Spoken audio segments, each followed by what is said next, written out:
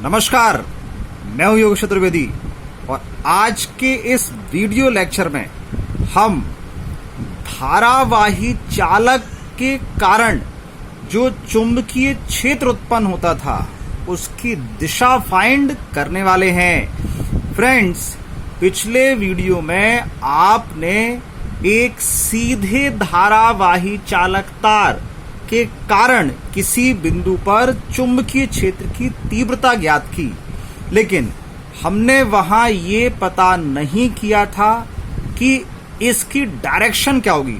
वहां पर फॉर्मूला हम डिराइव करके लाए थे, फॉर्मूला हमने ज्ञात किया था, लेकिन उसकी डायरेक्शन हमने ज्ञात नहीं की थी।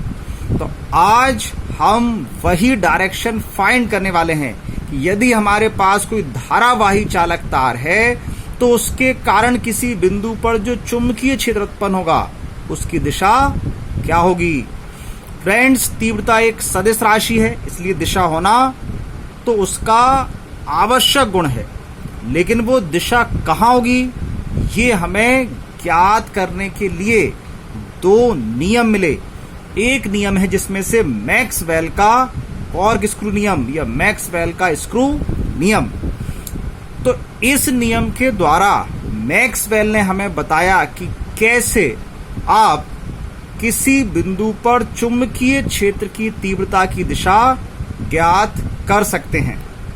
तो फ्रेंड्स, देखिए इस डायग्राम में ये हमारे पास एक सीधा धारावाही चालक तार है।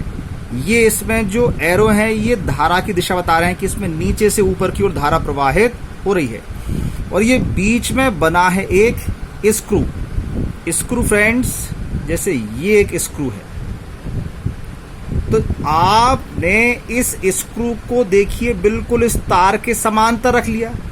अब मैं इस स्क्रू को अपने राइट हैंड दाहिने हाथ से इस प्रकार घुमा रहा हूं, ये इस प्रकार ऐसे। तो इसको ऐसे हम घुमा रहे हैं कि ये धारा की दिशा में आगे बढ़े। तो यदि इसको धारा की दिशा मतलब ऊपर की ओर आगे बढ़ाना है तो ऐसे क्लॉक वाइज मुझको अपना अंगूठा घुमाना होगा। ये इसको पकड़ लिया मैंने, ये क्लॉक वाइज जब ये घूमेगा तो ऐसा क्लॉक वाइज घूमकर ये ऊपर बढ़ जाएगा। एंटी क्लॉक वाइज घुमाएंगे तो नीचे आएगा। मुझे धारा की दिशा में आगे बढ़ाना है तो कैसे घुमाना है इसको, क्लॉक वाइज, ऐसा क्लॉक वाइज। तो जब इसको क्लॉक वाइज हम घुमाएंगे तो दाहिने हाथ का ये जो अंगूठा है, आप इसकी मूवमेंट ध्यान रखिए, ये ऐसा था, स्क्रू नीचे था, ये अंगूठा ऐसे होकर ये ऐसा चला गया। तो अब आप देखिए इसने क्या कहा है। तो इसने कहा यदि किसी स्क्रू को पेंच भी कहते हैं, यदि किसी स्क्रू को दाहिने हाथ से इस प्रकार घुमाया जाए कि उसकी नोक मतलब उसका आगे का भाग, नुकीला सिरा, धारावाही चालक में प्रवाहित धारा की दिशा में आगे बढ़े, अर्थात इस चित्र के अनुसार उसकी नोक ऊपर की ओर बढ़नी चाहिए। ऊपर की ओर बढ़ने का मतलब धारा की दिशा में। तो ऊपर की ओर धारा की दिशा में कब बढ़ रही थी, जब हम उसको क्लॉकवाइज घुमा रहे थे। तो यदि ऐसी कंडीशन है कि आपने दाहिने हाथ से उस स्क्रू को इस प्रकार घुमाया कि उसकी नोक धारावाही चालक तार में प्रवाहित धारा की दिशा में आगे बढ़ रही है, तो दाहिने हाथ के अंगूठे के घूमने की दिशा चुंबकीय बल रेखाओं की दिशा को प्रदर्शित करती है। फ्रेंड्स, फिर देखिए ये ऐसा था, ये अंगूठा ऐसा घूम गया, मतलब ये से ये रखा है, ऊपर घुमाना तो ये अंगूठा ऊपर आया और ऐसा निकल गया। तो इसका मतलब ये जो डायरेक्शन बन रही है, ये डायरेक्शन, ये जो क्लॉकवाइज डायरेक्शन है ऐसी, ये ऐसी डायरेक्शन, ये क्लॉकवाइज डायरेक्शन जो अंगूठे के घूमने की है वही किसकी है, चुंबकीय बल रेखाओं की डायरेक्शन। अब जैसे आपने विद्युत बल रेखाएं पढ़ी हैं ऐसी चुंबकीय बल रेखाएं होती हैं। यदि आप इनके किसी पॉइंट पर स्पर्श रेखा खींचेंगे तो वो क्या बताएगी हमें, चुंबकीय क्षेत्र की तीव्रता की दिशा। तो यदि मैं इस वाले पॉइंट पर देखूं तो ये ऐसा रिंग बना हुआ है ऐसा ऊपर से, तो इस वाले पॉइंट पर स्पर्श रेखा खींचने पर ये नीचे की ओर डायरेक्शन होगी। और यदि इस वाले पॉइंट पर देखूं तो नीचे से घूमकर ये रिंग ऐसा ऊपर आ रहा है, तो इस वाले पॉइंट पर डायरेक्शन कहाँ होगी, बाहर की ओर। तो इसका मतलब ये हुआ कि ये तो हमारी चुंबकीय बल रेखा जो बन रही है, इस चुंबकीय बल रेखा के द्वारा हमने ये पता कर लिया कि यदि इस तार में हम धारा प्रवाहित कर रहे हैं और इसके इस तरफ कोई बिंदु है Q, तो उस पर चुंबकीय क्षेत्र की तीव्रता की दिशा कहाँ होगी, अंदर की ओर। ये जो इस प्रकार से चुंबकीय बल रेखा जा रही है, कहाँ जा रही है, यहाँ अंदर। ये जो क्रॉस लगाकर हम दिखाते हैं, ये फ्रेंड साइन होता है लंबवत अंदर की ओर का।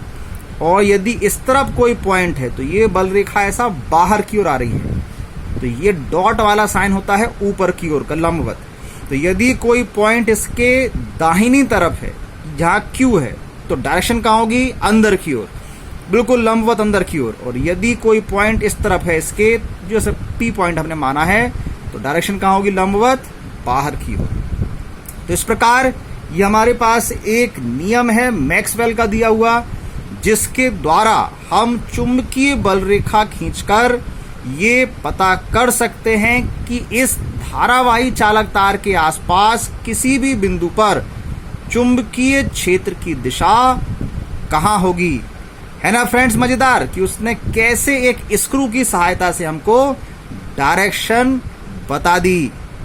फ्रेंड्स, नेक्स्ट वीडियो में हम एक और नियम पढ़ने वाले हैं, वो इससे और मजेदार है, जिसमें हम इसी चुंबकीय क्षेत्र की दिशा कैसे ज्ञात करते हैं ये भी सीखेंगे।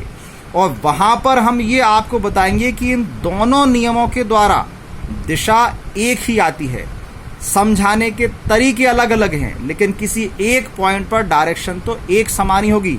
तो इसलिए इस वीडियो को खत्म करने से पहले आप इस चीज को अच्छे से अपने दिमाग में रखिए कि यदि पॉइंट हमारा राइट हैंड साइड था इस तरफ, तो डायरेक्शन कहाँ थी, लंबवत अंदर की ओर। और अगर लेफ्ट हैंड साइड था तो लंबवत बाहर की ओर, क्योंकि वहां पर हम चेक करेंगे कि ऐसा ही वहां पर है या नहीं। तो फ्रेंड्स, इंतजार करिए मेरे नेक्स्ट वीडियो का, और उसमें जरूर देखना कि डायरेक्शन सेम आती है या नहीं। नमस्कार।